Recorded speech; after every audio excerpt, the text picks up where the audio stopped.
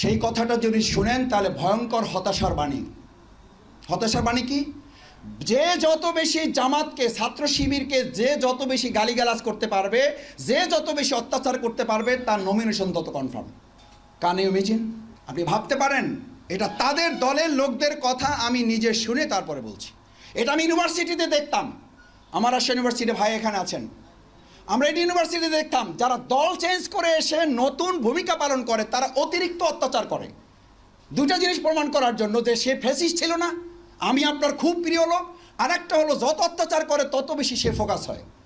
এই দুইটা কারণে আমাদের সমাজে এই অবস্থাটা চালু আছে। আমি আশা করি, আমি হাবিব সাহেব, জনাব হাবিব সাহেবকে সম্মান রেখে বলছি, এই কথাটা ওনারও প্রত্যাহার করা উচিত এবং দল থেকে এটাকে এখন পর্যন্ত বিস্ময়ের ব্যাপার যেটা প্রতিবাদ জানানো হয়নি, তার মানে গোটা দল এটার সাথে একমত এখন পর্যন্ত।